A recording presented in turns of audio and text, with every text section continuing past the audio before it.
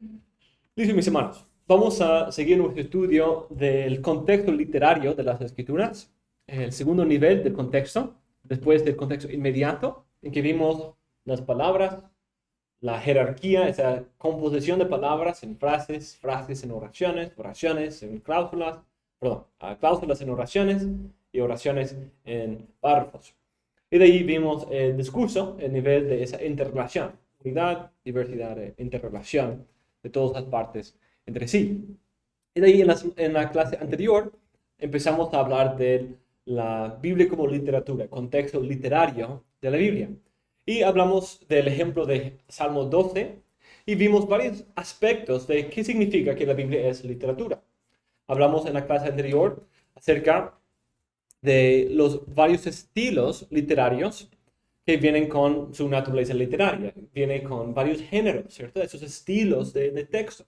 Y hablamos de género que es algo que estamos acostumbrados a poder reconocer géneros, porque lo hacemos. Podemos categorizar películas, ¿cierto? Cualquier película, podemos, ok, ese es así, de fantasía, eso es de algo romántico, eso es de comedia, eso es de acción. Hay varias clases de película. Podemos categorizar cualquier cosa, poner en categorías frutas. Hay varias clases o categorías. Cuando vamos al supermercado, vemos cada pasillo que tiene un género. Ese es el de aseo, ese es el de para lavar ropa. Y vamos allí, encontramos suavizante, encontramos detergente, encontramos quitamanchas y todo lo demás. Y vamos a otro y vemos las verduras y los víveres, vemos las proteínas, vemos la leche. Entonces hay esas categorías y se van juntando conforme a lo que va con eso. Vemos en el pasillo de la leche, vamos a una sección, vemos todas las leches y de ahí vemos un poco después si hay otras clases de leche.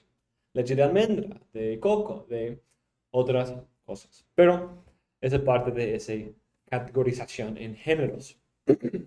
Y también parte de ese uso de géneros diversos es parte que describimos como diseño o intencionalidad. El autor escoge cierto género. No es esclavo de su género, sino el autor inspirado decide usar cierto género, relatar la verdad o la experiencia o la historia que está hablando en poesía o en narrativa o en prosa y lo hace de manera intencionada. Y además hay cierta intercambio de estos géneros. A veces puede ir de narrativa a un poema o una ley con una narrativa y puede intercambiar esos géneros con un propósito intencional o artístico. Entonces, esa fue la primera parte de ver la Biblia como literatura, apreciar su diversidad de géneros y la manera en que esos géneros demuestran la intencionalidad del autor. El resto de nuestro estudio del contexto literario va a enfocarse más en los varios géneros de la Biblia. Pero en esta clase queremos terminar nuestro estudio de la Biblia como literatura y ver otros aspectos de esa naturaleza literaria. Y en primer lugar vamos a considerar su experiencia concreta, como habla, no solamente es algo que leemos para la mente, sino es algo que nos introduce y nos invita a una experiencia, a poder experimentar la Biblia en términos concretos. Y en último lugar, vamos a ver que la Biblia es arte, es una obra de arte. Otra parte clave de la naturaleza de la literatura es que invita al lector a una experiencia. No habla de la realidad y la verdad en una manera abstracta, elevada en las nubes, sino en el contexto real de la vida y experiencia humanas. Leland Ryken describe este fenómeno como una encarnación literaria.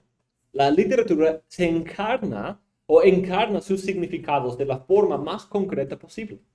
El conocimiento que la literatura proporciona de un tema es el tipo de conocimiento que se obtiene viviendo vicariamente una experiencia. Por lo tanto, es importante considerar la naturaleza de las escrituras como literatura. Esa idea de literatura nos guarda de pensar en la Biblia como si fuera meramente una colección de proposiciones teológicas. Pero al ver la Biblia como literatura, no abandonamos las proposiciones teológicas derivadas del texto, sino podemos experimentar esas verdades en el contexto de la experiencia humana, relatada en las narrativas, expresada en la poesía o explicada en el discurso. La Biblia sigue comunicando la fe y sigue siendo útil para enseñar, pero la naturaleza en que cumple esta meta es mucho más personal e íntima que un tratado teológico. Esa naturaleza encarnacional de la literatura implica dos cosas. Primero, que la literatura debe ser experimentada y debe ser imaginada. En primer lugar,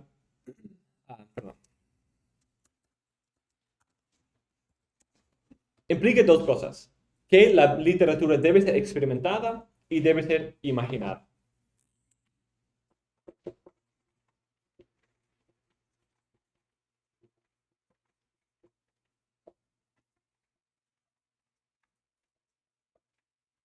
Debe ser experimentada e imaginada. Esos son los dos pasos. En primer lugar, la literatura de la Biblia quiere ser experimentada. Bracken dice, ¿qué significa acercarse a la Biblia como literatura? En primer lugar, significa ser sensible al lado experiencial de la Biblia. Significa resistir la tendencia de convertir cada pasaje bíblico en una proposición teológica, como si el pasaje existiera solo para eso. Lo único que la Biblia no es, repito, es un esquema teológico con textos de prueba. Entonces, es posible hacer una confesión de fe o un esquema teológico, pero la Biblia es mucho más que eso. Es mucho más que simplemente deben creer que Dios es uno, deben creer que Dios es tres, deben creer que no es simplemente una confesión así, sino es esas verdades entrelazadas en el contexto de la experiencia del pueblo de Dios, en el contexto de una narrativa, de una historia. La literatura no busca simplemente comunicar algunas ideas a la mente de sus lectores, sino también quiere tocar su corazón, su vida, e incluso poder exponer las profundas realidades del corazón del hombre.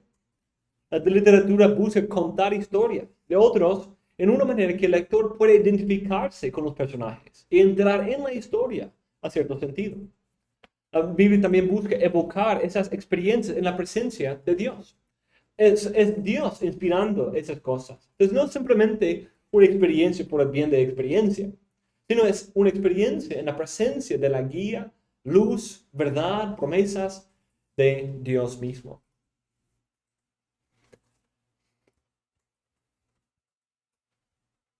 La meta es que podamos experimentar la realidad del mundo, tanto lo bueno como lo malo, a la luz de las promesas, pactos y naturaleza de Dios. Vemos las verdades acerca de Dios y su plan para el mundo expresado en varios contextos diferentes. Y vemos las implicaciones que pueden tener para las decisiones que tomamos en nuestro encuentro con el sufrimiento, dolor, persecución, etc. En su libro El progreso del peregrino, John Bunyan escribe su apologética. ¿Se acuerdan de cuando hablamos de esto? Y él toma el tiempo para defender su uso de la alegoría. ¿Por qué él habla de la teología en términos literarios, en una obra de literatura y no en un tratado teológico? ¿Se acuerdan de esa queja? Dicen, no, esas son cosas, la verdad, la de la teología, decían algunos, mejor expresada en términos de proposiciones, de un tratado teológico, algo abstracto. Pero Bunyan dice, no, la Biblia ni hace eso. Entonces, él hace esa serie de preguntas acerca de su libro que aplica a la Biblia también, porque es la naturaleza de la literatura. Dice, ¿quieres quitar de ti la melancolía? ¿Quieres tú, sin locura, estar contento? ¿Quieres leer enigmas explicados o contemplar absorto y en silencio? ¿Quieres manjar sabroso? ¿Ver quisieras un hombre que te habla en nube envuelto? ¿Quieres soñar, mas sin estar dormido? ¿Quieres llorar y reír al mismo tiempo? ¿Quieres perderte sin que sufras daño? ¿Y encontrarte después sin embeleso? ¿Quieres leer tu vida sin que sepas que la estás en mis páginas leyendo y ver si eres bendito o aún no has alcanzado bendición del cielo? O ven acá, toma mi libro y ponlo junto a tu corazón y a tu cerebro. Lo que Bunyan dice aquí acerca de su libro aplica en varios sentidos a la lectura de la Biblia. La naturaleza literaria de la Biblia hace el mismo llamado que Bonnier. Toma mi libro y ponlo junto a tu corazón y a tu cerebro. Parte de esto es que la Biblia quiere enseñar verdades, pero quiere también evocar una respuesta emocional del lector. Bracken dice, en resumen, la literatura es afectiva, no es fría o distante. La Biblia no trata esas proposiciones teológicas que hace en una manera científica, en una manera como alejada, distante, como si fuera simplemente Dios un organismo para estudiar bajo un microscopio, sino es en el contexto de comunión, en el contexto de una conversación, de estar con Dios, ver a Dios y ser impactados por Dios. Es en el contexto de una experiencia.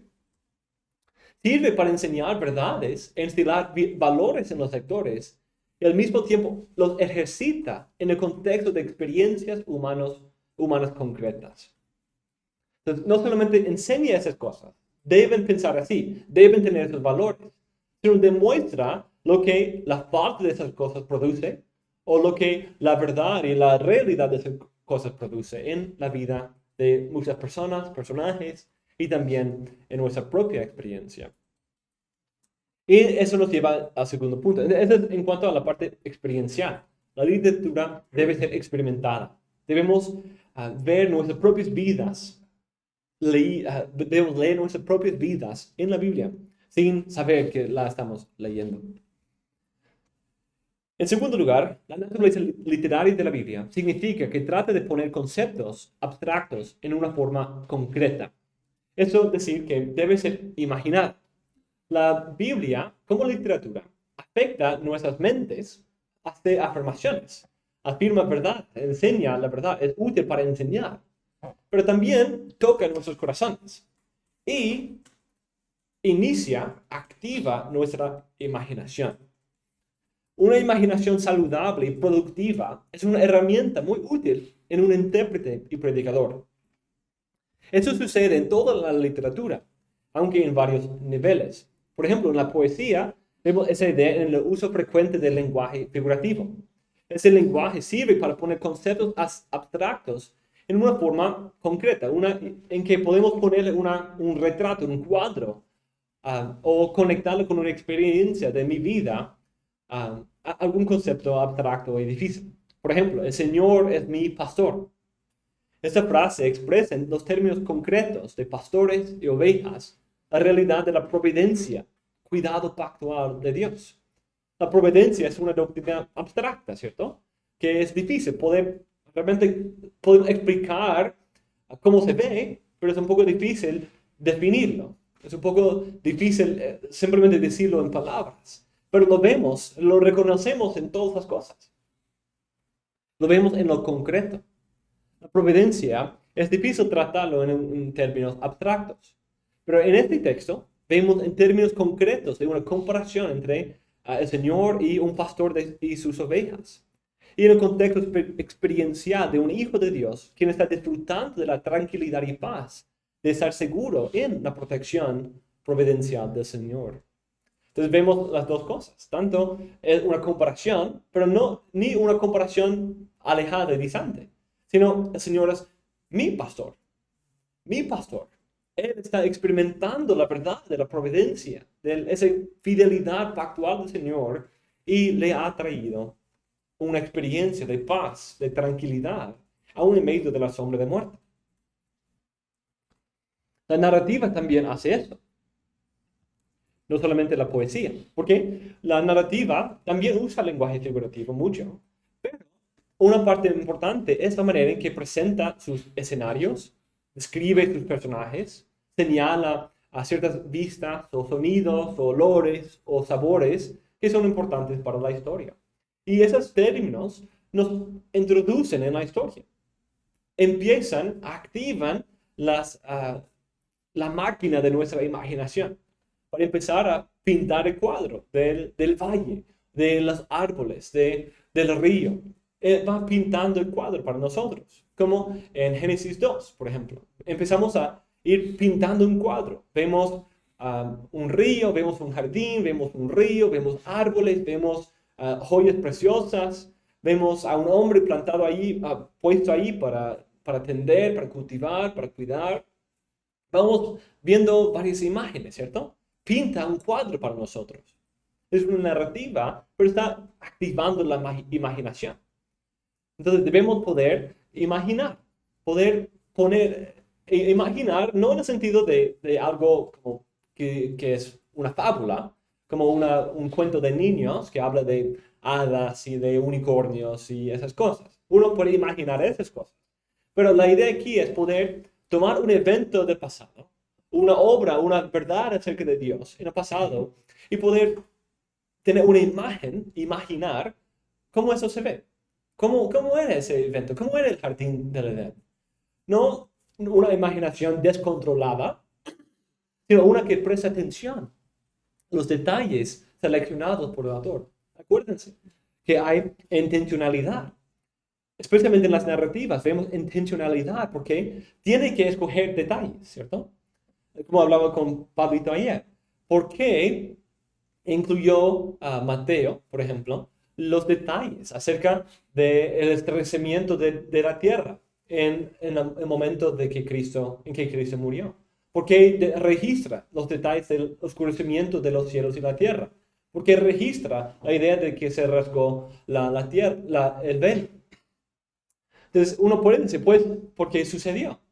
Pero seguro mucho sucedió. Muchas cosas sucedieron. Había muchas cosas en ese evento que sucedieron. Pero ¿por qué incluir esos detalles? Y seguro tuvo que omitir otros detalles. Entonces, ¿por qué escogió usar estos? Pero seguro, al leer esto, estamos entrando en una experiencia, ¿cierto? Nosotros podemos ver una imagen de los cielos oscurecidos. Podemos, en un sentido, sentir la tierra temblar. Como nos invita a estar ahí. Poder tener una idea concreta de esa experiencia, de ese evento que sucedió. El autor quiere que nos imaginemos ciertas cosas que nos ayuden a ver la historia con los ojos de la imaginación. A nivel de contenido, dice Bracken, la literatura bíblica se caracteriza por la concreción experiencial. Está llena de escenarios, sensaciones y acciones de la vida cotidiana. Encarna ideas en forma de imágenes poéticas, historias de personajes en acción y situaciones vividas en las que los lectores pueden participar imaginariamente. Apela al entendimiento a través de la imaginación.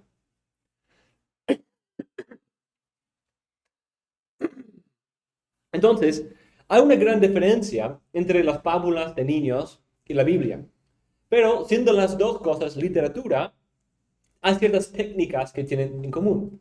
Esa como de entrar en la historia, de relatar ciertos detalles que provocan cierta imagen en la mente. Esas cosas sí tienen en común, porque esa es la naturaleza de la literatura. Como dice Bracken, apela al entendimiento a través de la imaginación. En esta clase hemos enfatizado cómo la Biblia toca el corazón y la imaginación. Pero el punto es simplemente dar corrección a un desbalance que pone mayor énfasis en la mente. Pero la respuesta no es ir al otro extremo y desechar la mente, ¿cierto? No estamos simplemente queriendo tener una sensación calorosa en nuestros corazones, sino estamos queriendo entender la verdad, pero que esa verdad nos impacte. Queremos ser impactados por la verdad. La verdad nos impacta. La verdad calienta nuestros corazones. Derriba a suelo nuestros corazones, en nuestro orgullo. La verdad tiene sus efectos y debe tener sus efectos en nosotros. La verdad debe provocar nuestra imaginación para poder verlo en nuestro mundo, verlo en términos concretos de la experiencia humana. Debemos ver que la Biblia evoca una respuesta emocional en base de la verdad de Dios, o sea explícita o implícita, y fundamenta las verdades en la mente con mayor eficacia a través de la imaginación y el involucramiento de todo el ser en una experiencia multisensorial de un evento. A través de evocar todo nuestro ser, evoca con olores, hablando de ciertos olores y hablando de ciertas vistas, ciertos colores, ciertos detalles. Nos está entrando en la experiencia. Y al hacer esto, nos ayuda a entender mejor lo que sucedió. O por lo menos la perspectiva, la representación que el autor quiere dar de cierto evento o de cierta cosa, de cierta experiencia. Y al entenderlo mejor, ahora estando ahí en la verdad, en un sentido, entrando en la verdad, o mejor, la verdad entrando a nosotros, la encarnación, entra a nosotros, nosotros podemos ser impactados completamente, en mente y corazón, por esa verdad. Entonces, no es simplemente disfrutar de un entrenamiento imaginativo, como un dibujito, sino es ver el mundo correctamente. Es ver el mundo, es entrar en el mundo en la manera en que la Biblia lo presenta y ver el mundo de esa manera. Ver el mundo como Dios siendo nuestro pastor. Ver, experimentar aflicción, estar en la presencia de enemigos, en la realidad de que Dios es mi pastor. Dios en su providencia guía, guarda a su pueblo. Esa verdad me invita a experimentar la verdad, la misma verdad. Yo puedo decir, Dios gobierna todo en su providencia, pero hay algo diferente acerca de poder decir lo mismo por decir, el Señor es mi pastor, ¿cierto? Hay muchos, cualquier persona puede decir, el Señor, Dios gobierna todo en su providencia. Y simplemente lo tienen ahí, y es algo que tiene en la mente, pero no ha afectado su corazón, ¿cierto? Pero esa verdad afectó el corazón de David. ¿Sí? El Señor es mi pastor. Aún en medio del valle de sombra de muerte, Él está conmigo. Su corazón ha sido calentado por la verdad de la providencia del Señor. Y aún más, la idea pactual, que el Señor está, Él es del Señor y el Señor es suyo. Y esa verdad ha impactado su corazón. Y él relata esa experiencia en términos que nosotros también podemos imaginarlo y podemos entrar en esa experiencia junto con él. Poder identificarnos con esa verdad. Entonces, ven la diferencia, ¿cierto? En literatura, como cualquier otra obra de literatura, pero es la verdad de Dios. La verdad de Dios en que esa experiencia que quiere que tengamos, no solamente con personajes bien desarrollados, sino con Dios mismo. Dios mismo, quien es el gran autor de todo esto, quien es Él quien está guiando los detalles, incluso toda la historia, la geografía, todo ha sido diseñado por Él para que podamos experimentarlo. Ryken resume este punto de esta manera.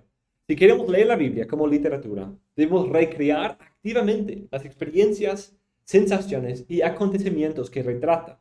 Debemos ser sensibles a las ciudades físicas y experienciales de un pasaje y evitar reducir cada pasaje de la Biblia a un conjunto de temas abstractos.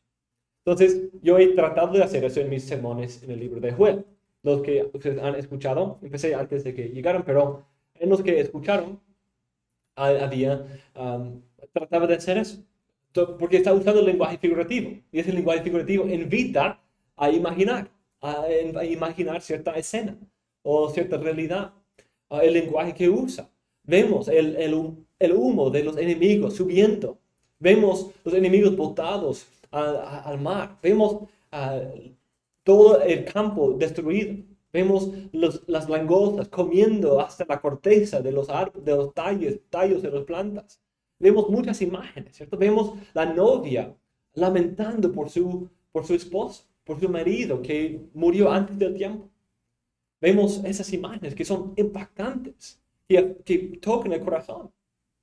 Y es por eso que están ahí. Porque la verdad no es solamente algo del corazón, es algo del corazón. No es solo algo de la mente, es algo también del corazón. Alguien que ha entendido con su mente, supuestamente, la gracia del Evangelio, pero no ha impactado su corazón, no lo entiende. ¿Cierto? Alguien que no ha tenido su corazón encendido con la realidad de que Dios ha perdonado mis pecados. Probablemente no entiende la gravedad de sus pecados o quizás no cree completamente en la veracidad de ese perdón. O sus pecados son pequeños y no es una gran cosa, como el fariseo, ¿cierto? El fariseo y la mujer. ¿Cómo era? ¿Simón era su nombre? Que tenía pocos pecados. Pocos pecados en su propia mente, seguro. Y por eso no amaba tanto. Su corazón se encendió porque ella entendió la verdad. Mis pecados fueron grandes y el Señor me perdonó. Su corazón se encendió con la verdad. Y eso es lo que la literatura de la Biblia nos facilita. Y en último lugar, vemos que la literatura también es arte. Es arte. La literatura implica diversidad de estilo o género, intencionalidad, lenguaje figurativo y concreto, y también invita a una experiencia personal y afectiva, es decir, que toca los afectos. Pero también la literatura implica arte y belleza. La Biblia es un libro hermoso, es una obra de arte, la obra maestra del Espíritu Santo. Eso es cierto de cada libro individual, ya que cada autor es preparado e inspirado a escribir un libro que será una comunicación divina perpetua de Dios a su pueblo. Pero esto va más allá del nivel individual cuando consideramos que el mismo Espíritu Santo que inspiró a cada libro y autor individual es también el autor de toda la Biblia. Entonces, cada libro individual es una obra de arte. En esa inspiración orgánica y concursiva entre el autor humano y el autor divino. Pero toda la Biblia tiene una unidad artística por el mismo autor del Espíritu Santo. Esa unidad del autor divino asegura la hermosura y armonía entre todas las partes. Hay arte debido a su armonía. Eso es parte del arte. Todo tiene su lugar, ¿cierto? Todo está ahí a propósito. Hay intencionalidad. Todo se encaja. Hay armonía. Como una canción, ¿cierto? Una canción, una melodía, un cantante. Es hermoso, es deleitoso escuchar cuando hay armonía, cuando no hay cacofonía, como en mi manera de cantar. Hay arte debido a su estilo diverso también. Hay arte debido a la manera impactante en que habla. Hay arte en las varias conexiones intencionales que se hacen entre todas las partes. Este arte se ve en la intencionalidad y diseño que ya hemos visto y también en el uso del lenguaje figurativo. Eso es parte de la naturaleza artística. Entonces, no son como categorías completamente separadas. Todo es conectado. La intencionalidad produce su hermosura y arte. La intencionalidad también evoca esa experiencia, porque el autor está intencionadamente diseñando eso. Pero también hay diseño en cómo se expresa. Los detalles que escoge usar, las cosas que dice, la manera en que lo dice, la estructura, los contrastes, todo sirve para dar hermosura y belleza a la palabra de Dios. Bracken dice, la literatura es una presentación interpretativa de la experiencia humana, pero es más que eso. También es una forma de arte, caracterizada por la belleza, la artesanía y la técnica. En la literatura siempre es importante no solo lo que se dice, sino también en el cómo se escribe, cómo se dice. Entonces, eso es algo importante. No solamente debemos prestar atención a las ideas de lo que comunica, sino también cómo lo dice. Hay algo, a veces parte del sentido pleno está dentro de su forma, cómo lo hace, pero también el cómo también comunica arte y nos ayuda a deleitarnos en la palabra del Señor. Como dijimos, la hermenéutica no es solamente entender la Biblia, no es solamente entender y aplicar la Biblia, es también el disfrutar de la Biblia, disfrutar, deleitarnos en ella.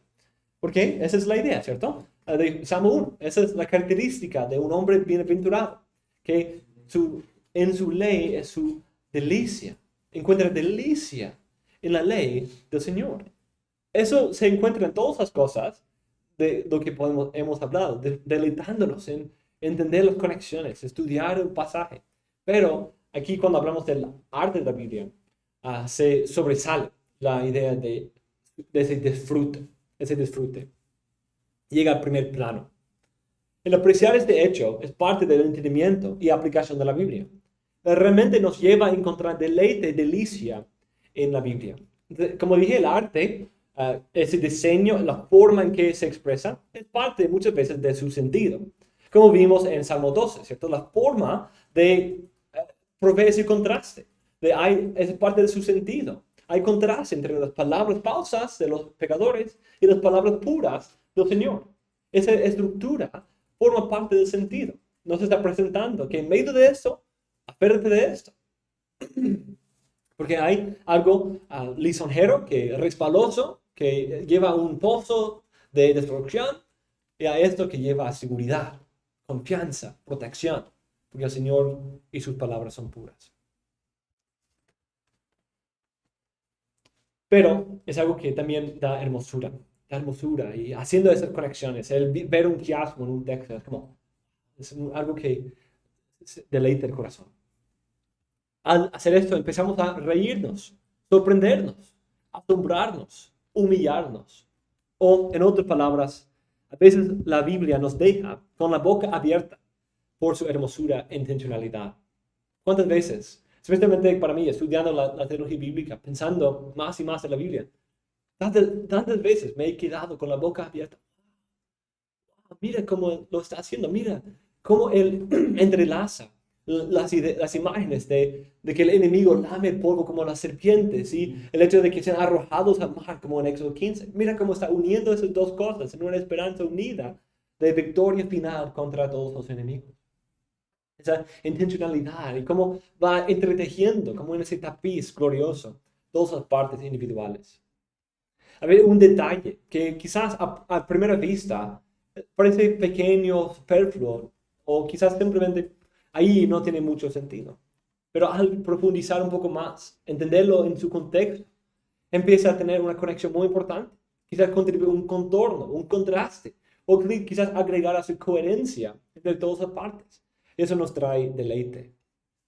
La Biblia es experta en desarrollar personajes, escenarios, describir experiencias, hablar de Dios, del hombre, de la salvación, en términos que no solamente llenen nuestras mentes, sino también estimulen nuestra imaginación, nuestros efectos y nos dan gran deleite. Podemos pensar de una obra de arte, una pintura, una estatua. Una pintura tiene hermosura y belleza cuando consideramos los varios contornos y contrastes que hay y cómo esas cosas funcionan juntos para dar armonía. Apreciamos el cuidado de un pintor en su manera de presentar un escenario o pintar un retrato, con sus detalles, su manera detallada de considerar los detalles, de prestar atención a las cosas específicas y detallistas. Como Ryken dice, la forma artística sirve a propósito de intensificar el impacto de lo que se dice, pero también a propósito de placer, deleite y disfrute. El arte satisface el deseo humano de belleza y artesanía. Además, tiene hermosura en que puede presentar la realidad de una manera entendible y palpable. Es algo deleitoso cuando vemos en la experiencia de alguien más nuestra propia experiencia leída o expresada. Mira, yo he sentido exactamente así. Yo también he caído en el mismo pecado muchas veces como Abraham. Nos identificamos con los personajes. Y eso trae deleite. La Biblia también, en una manera parecida, es una obra de arte. Otro ejemplo es en las películas, es una forma de arte, es una forma de literatura, aunque no escrita, pero también arte. Y una buena película hace cosas así. Hay varios elementos que puede usar, como por ejemplo, la música. Hace algo que me fascina, la manera en que los directores y productores de una película pueden incorporar la música o ciertas escenas o ciertos detalles para señalar cosas. Y cuando prestan mucha atención a detalles, algo deleitoso, porque hay intencionalidad aquí. Por ejemplo, en la Guerra de las Galaxias, cuando entra Darth Vader, ¿cómo se llama en español? ¿Así? ¿O sí. Darth Vader, cuando él entra en el escenario, ¿qué escuchas? Dum, dum, dum, dum. Escuchas la canción de Darth Vader. Como hay cierta melodía, cierta línea de música que siempre acompaña su venida. Es como algo que va acompañado con él. En la música y en el escenario van de la mano. Y cuando es una buena película, encaja bien, como en El Señor de los Anillos, que la música sirve. Cuando es algo triste, la música te está justo ahí para guiarte de la mano. Cuando es algo de suspenso, la música está ahí guiándote, expresando en forma musical lo que estás experimentando al ver las imágenes. Y una buena película hace eso. Esa es la diferencia entre una buena película y una que está simplemente hecha. No hay ese detalle, ese uso de detalle. También cosas como la ironía o repetición de ciertos patrones o ciertos temas, motivos literarios que van siguiéndose por toda la película. Y nos da deleite, por eso hay sectas alrededor de Guerra de las Galaxias o acerca del Señor de los Anillos. Hay como esos clubs de fanáticos de esas películas o de esas obras de literatura, porque son tan buenas, tan intencionadas, tan artísticas, que es algo que atrapa la mente, atrae, que como uno vuelve cada vez y encuentra algún detalle nuevo.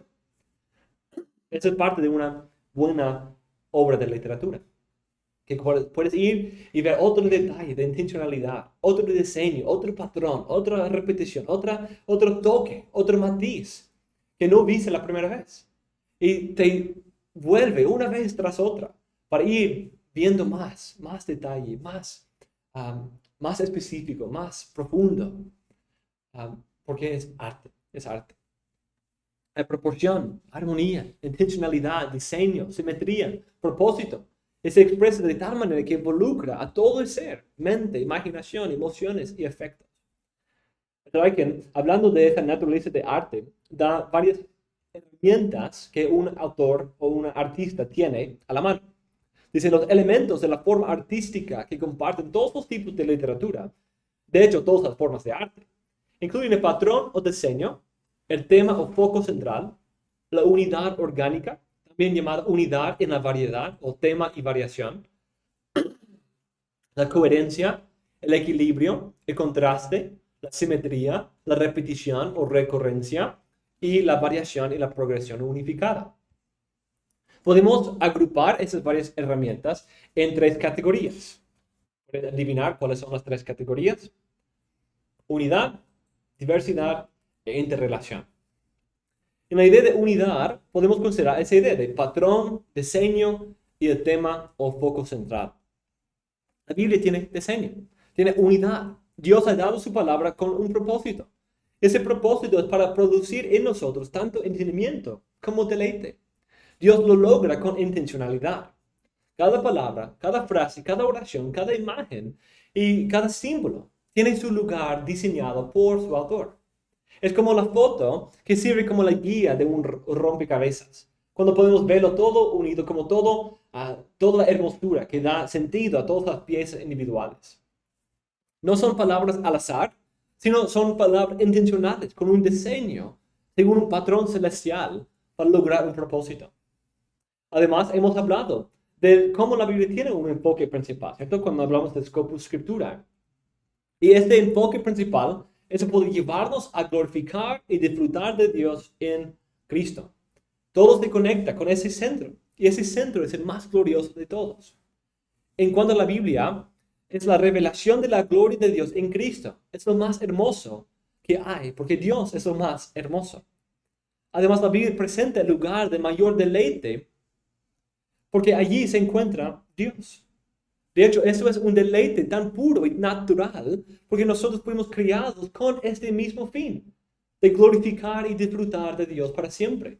Entonces, eso es algo de la pureza del arte de la palabra de Dios. Es la experiencia, te invita a una experiencia lo más auténticamente humano, lo más auténticamente conforme a nuestra naturaleza, nuestro diseño. Es cuando uno puede actualizar su potencial en términos como del mundo, ¿cierto? Pero lo más que uno puede hacer eso no es definirse a sí mismo, sino poder leerse a sí mismo en la Biblia, poder identificarse con cómo la Biblia presenta la realidad. Y entonces cuando disfrutamos de la Biblia y disfrutamos de Dios en la Biblia, estamos cumpliendo el propósito por el cual fuimos creados. Eso es algo glorioso. Eso es algo que trae deleite, que trae paz, que trae descanso. Cuando nosotros cumplimos ese plan de ser como Él, disfrutar de Él y glorificarle, nos ayuda a ser mejores, a crecer en la plenitud de la estatura de aquel en cuya imagen fuimos creados. La Biblia, como el hombre, es inspirada a la imagen de Dios y es así exhibe su propia gloria y la hermosura de Dios en todas sus partes. El arte, por lo tanto, no es algo superfluo en la Biblia, sino es parte de su fin, ya que quiere llevarnos a Dios, quien es hermoso. Por lo tanto, la excelencia artística de la Biblia no es ajena a su efecto total. Es una de las glorias de la Biblia. La Biblia es unida. Y dice Bracken, el más básico de todos los principios artísticos es la unidad. Esa unidad central, llevándonos a Dios. Dios es el punto central. Dios en Cristo es el punto central. Y eso es lo más hermoso. Entonces, cabe, ¿cierto? Cabe. Muy bien que Dios haya inspirado su palabra de manera hermosa para revelarnos al Dios hermoso. Pero también el arte de la Biblia también se ve en su diversidad. No solamente esa unidad, pero su diversidad. La Biblia tiene gran diversidad, como hemos hablado, de estilo, forma, técnica literaria, tiempo, idioma, figuras, temas, muchas otras cosas. Esa diversidad refleja las piezas individuales de un rompecabezas. Cada pieza de la Biblia ayuda a proveer contraste, contornos, profundidad, amplitud, variación a la hermosura de la Biblia. Dios es hermosura de unidad en diversidad. Y de la misma manera, su palabra es unida y diversa. Eso refleja muy bien la idea de esa unidad orgánica que mencionó Reichen, que él identificó y explicó como unidad en la variedad, o tema y variación. Esa es la idea, unidad en diversidad. Dios es hermoso, no como el color dorado es hermoso. Es hermoso así también, en ese sentido unido. Pero Dios es más parecido a un diamante. Ese diamante que es unido, pero parte de su brillo, de su hermosura, es en todas las caras distintas, todas las facetas distintas que tiene ese diamante. Y eso es lo que agrega y da profundidad a su hermosura. Un lienzo pintado de dorado puede ser hermoso, pero cuando hay contraste, cuando hay contorno, cuando hay otras caras, otras facetas, otros como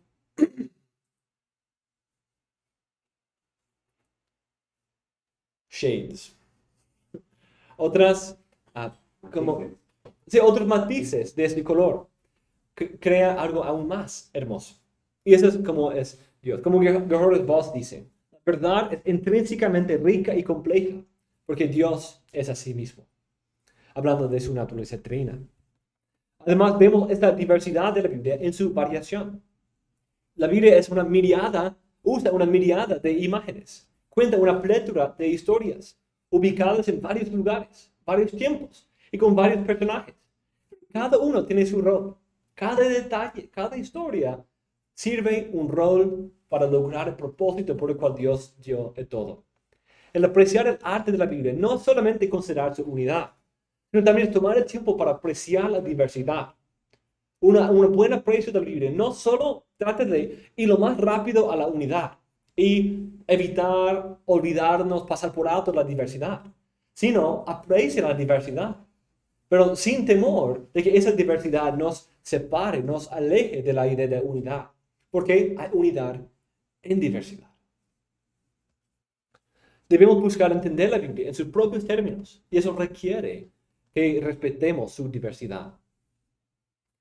Pero el arte también se ve, y aún más claramente se ve, en la interrelación entre las dos. No solamente unidad y diversidad, es unidad en diversidad. Hay una interrelación entre esas dos cosas. Es lo que ayuda a poder preservar la unidad y diversidad. Eso asegura que toda parte tenga una conexión con los otros. Aunque toda parte puede ser distinta, diversa, como una pieza de rompecabezas. Pero ninguna es tan distinta que rompa la unidad. La unidad no es tan uniforme que no puede abarcar e incluir todas las piezas diferentes que proveen la variación y diversidad. Eso es como hemos usado para esas tres perspectivas la ilustración del rompecabezas. La unidad es como el cuadro que vemos antes, que nos da el diseño, el propósito, a dónde va dirigido todo.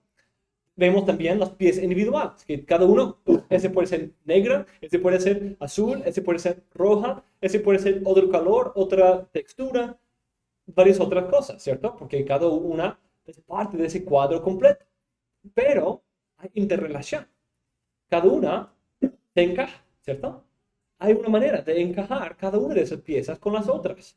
Y eso provee la ayuda a poder crear esa unidad unida. Por ejemplo, hay simetría en esa interrelación. Hay simetría entre las realidades de la justicia de Dios, por un lado, y su compasión. La Biblia relata las dos cosas, que son bien diversas, ¿cierto? Justicia y compasión. Misericordia y justicia. ¿Cómo puede haber una relación entre esas dos cosas tan diversas? Pero la Biblia relata una historia en que son simétricas. No están en pelea, sino van de la mano. Vemos soberanía de Dios y responsabilidad del hombre. Parecen ser cosas ajenas que no pueden llevarse juntos. Pero como dijo Spurgeon, no tengo que reconciliarlas porque no son enemigos. Porque reconciliar amigos, ya están reconciliados. Ya hay simetría entre esas dos verdades. Hay unidad y diversidad, como la doctrina de la Trinidad. Dios es uno y tres. ¿Cómo podemos encajar esas dos ideas? No están peleándose, sino están en armonía. Hay simetría. Hay simetría entre la ley y el evangelio. Los dos son tan diversos, ¿cierto? Tan distintos. Pero sirven juntos. Sirven juntos para formar la hermosura de la Biblia. Vemos la trascendencia de Dios y su emanencia. ¿Cómo pueden haber los dos? Pues esa es parte de la simetría que hay. También vemos contraste y contorno. La obra de Dios para con los vasos deshonorables exalta su trato para con los vasos de misericordia, ¿cierto? Ese texto de Romanos 9. La Biblia no simplemente habla de lo positivo, sino también habla de lo negativo. Y eso provee contraste. No todo es luz, sino también hay mucha oscuridad. No todo es justicia, sino también hay pecado. No todo es vida, sino hay también muerte. Pero ese contraste ayuda. Ese contraste da los contornos para proveer más de la hermosura de la palabra de Dios. Como en Salmo 12, ¿cierto? El contraste que hace entre las palabras falsas exalta aún más las palabras puras del Señor. Esas palabras puras son mucho más ricas, mucho más hermosas, mucho más confiables cuando las veo a la luz de la oscuridad de las muchas palabras falsas, mentirosas e engañosas que están a mi alrededor. Cuando estoy rodeado de palabras falsas y mentiras, que puedo aferrarme de las palabras puras del Señor, es algo de gran deleite, ¿cierto? Es algo que me ayuda a ver, apreciar la hermosura más de la palabra del Señor. El pecado y el evangelio. Esa es parte de la ley y el evangelio. Hay contraste. La ley que nos condena, el evangelio que nos salva. Hay un contraste, pero ese contraste sirve. Los enemigos y el trato de Dios para con ellos exalta algo que Él hace para con la realidad de la opresión, de la ferocidad de los enemigos. Exalta la misericordia del Señor cuando lo rescata a su pueblo. El poder y diseños y éxito de grandes naciones enemigas exalta aún más el poder de Dios cuando los puede botar al río, al mar rojo como plomo, ¿cierto? La grandeza de ese poder en contraste con la grandeza la grandeza del poder de Dios sirve ese propósito artístico. Como en Joel, hay dos frases. Dice de los enemigos, sus obras han hecho obras terribles o grandes. Y de ahí en el próximo versículo dice que Dios ha hecho obras grandes. Esos dos contrastes nos ayudan. Aunque ellos han hecho cosas grandes y terribles, el Señor ha hecho cosas aún más grandes. Y parte de sus cosas grandes es destruir a esos enemigos. Y podemos ver eso en muchas partes. Cada uno de esos aspectos es necesario,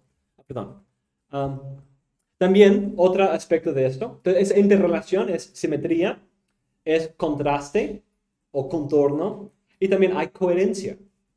Todas las cosas se conectan, contribuyen a una unidad. Cada parte agrega la naturaleza multiforme de Dios y de su plan de redención. Cada parte es una de esas caras del diamante.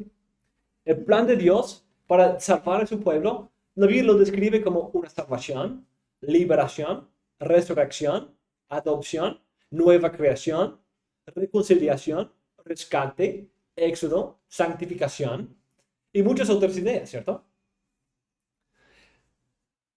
Pero esa es la naturaleza de esa obra que es tan diversa, tan multiforme, pero todas esas cosas se encajan y describen una sola obra de Dios, pero en términos gloriosos. Podemos pensar también en el progreso orgánico de la Biblia. Hay hermosura en una flor, ¿cierto?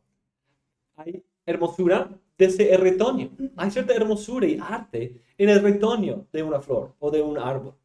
También en el brote hay cierta hermosura. En la flor hay aún más hermosura. Pero cuanto más hermoso ver cómo todos esos pasos funcionan juntos.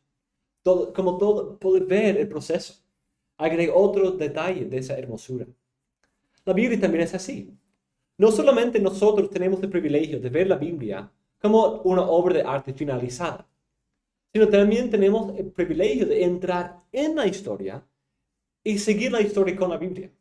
Y en un sentido estamos sentándonos como aprendices de un gran artista para poder ver la manera en que él va desarrollando su obra de arte, la manera en que él lo está haciendo. No estamos solamente en un museo viendo la obra de Dios en la pared, sino cuando leemos canónicamente, estamos también viendo cómo lo va dibujando.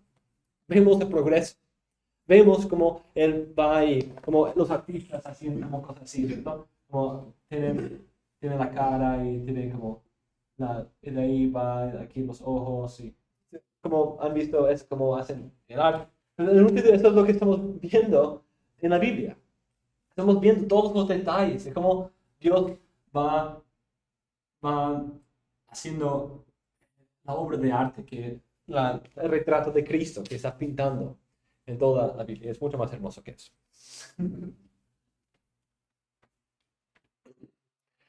Pintura no es mi forma de arte. Pero la Biblia es algo muy especial. Somos espectadores del gran artista. Él va desarrollando su obra maestra. Es completo, pero podemos ver el desarrollo de esos temas. Podemos ver cuando él se enfoca en ese cuadro o en ese rincón, o cuando él empieza a dar ciertos detalles, cierto contorno, contraste, y de ahí cuando va dando la coherencia y todo sale como tiene sentido al final. Como quizás han visto esas películas de esos que hacen arte con arena. Como ¿han visto eso? Es como oscuro y tienen como arena ahí y van formando y es un video de ellos haciéndolo. Y al principio es como, no tiene tanto sentido, ¿cierto? No, es un poco desorganizado.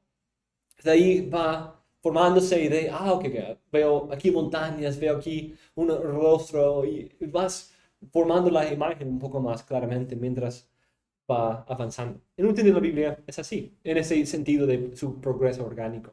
Empezamos con cierta idea, pero de esa idea se va ampliándose, se va aclarándose, se va profundizándose a lo largo de la palabra de Dios. Ese progreso y cómo cada parte desarrolla, utiliza, repite o amplia los pasos anteriores. Y también cómo deja el fundamento para los próximos pasos. Es parte de la hermosura de la Biblia. Es poder identificarnos con las partes primeras. Y de ahí ir repitiendo, profundizando en esas mismas experiencias. Es parte de lo que agrega deleite de la palabra del Señor. Al ir conociendo las primeras partes, las otras partes son campo familiar, ¿cierto? Estamos ahí, ya conocemos. Reconozco esas cosas, reconozco esas palabras de éxodo, de nueva creación, de redención, ya. Estoy acostumbrado a esas cosas porque la Biblia misma me ha acostumbrado a esas cosas. Entonces podemos aplicar esas tres perspectivas a toda la Biblia. Pero también cada pasaje y libro es un microcosmo de esto. Aunque no hay ningún pasaje que sea tan diverso como la Biblia entera, es cierto que cada pasaje tiene unidad, diversidad e interrelación. Por lo tanto, al leer la Biblia, debemos considerar su mensaje central y unido, la diversidad de todas sus partes y la interrelación de cómo esas partes diversas contribuyen al todo. En un sentido, eso es muy parecido a lo que hicimos en el análisis del discurso, ¿cierto? Veíamos la unidad. Okay. ¿Cuál es la idea? ¿Cuál es el argumento que está formando? ¿Dónde están las varias partes de eso, la diversidad? ¿Y cómo es que todas esas partes van contribuyendo? ¿Y qué contribuyen a ese todo? Okay, eso provee la razón. Aquí es la causa, aquí es el medio, aquí es a varias partes, la serie de eventos que suceden en esto. ¿Cómo va? Unidad, diversidad, interrelación. El cuadro, las piezas, y de ahí el poder ponerlas juntas. Entonces, mis hermanos, eso es en cuanto a la literatura de la Biblia. Tiene una variedad de estilos literarios con intencionalidad, intencionadamente usados para comunicar el propósito divino. Y eso con el propósito de llevarnos a una experiencia de la verdad en la presencia de Dios. En otras palabras, una experiencia de Dios. Encarna la verdad en una experiencia concreta, en términos concretos, para que lo imaginemos y lo disfrutemos. Y eso se evidencia aún más en su naturaleza artística. Hay diseño, coherencia, hermosura, contorno, diversidad. Pero en todo eso, una unidad hermosa. Es un solo diamante, pero con muchas caras. Y debemos apreciarlo y disfrutarlo. Entonces, que el Señor nos ayude a empezar esa aventura de disfrutar de la palabra del Señor. Que no sea simplemente algo de las torres de la teología, sino que sea algo de la vida, algo de disfrute, algo de nuestro pasatiempo, algo que nos da deleite, que nos vuelve una vez tras otra para más, quiero profundizar más, quiero conocer más, quiero ser aún más sorprendido por la palabra del Señor. Quiero más y más de lo que el Señor me ha revelado en su palabra. Quiero conocerle a Él más, experimentarle a Él más de cerca en su palabra.